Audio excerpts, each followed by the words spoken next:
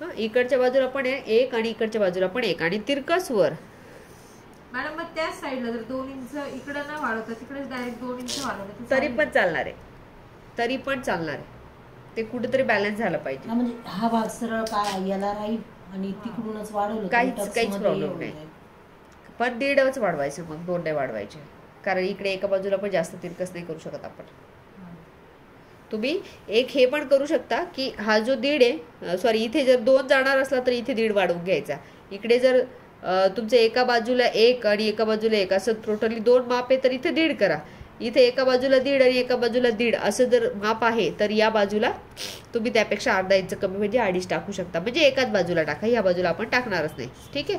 आता एक पॅटर्न आणखी चेंज करून आपण दुसरं पॅटर्नही करून घेऊ. तुम्हाला दोघं साईडला सोपं वाटलं तुम्ही दोघं साईडला करा. इथे आपण 2 इंच इतकं घेतलेले, कारण माप आपलं 44 आहे ना,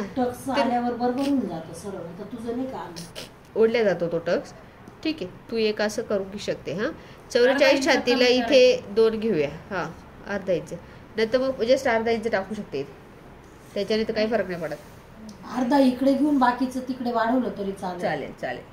अर्धा इंच पुढे वाढवायचं आणि मागे 1 ते 1.5 वाढवलं ना तरी सर्व मापांना बसून जाईल. सर्व जेवढी जास्त पण छाती राहिली ना तरी पण हा 1 ते 1.5 मध्ये पूर्ण मापांना बसेल, कारण ऑलरेडी याच्यामध्ये कपडा खूप आहे मापामध्ये. हा, मग ही आपली कटिंग पूर्ण झालेली आहे आणि आता आपण डायरेक्टली कापडावर कापू शकतो. शिवण बघूया म्हणून नंतर. तुम्ही याचं पूर्ण शिवण टाकाल आज.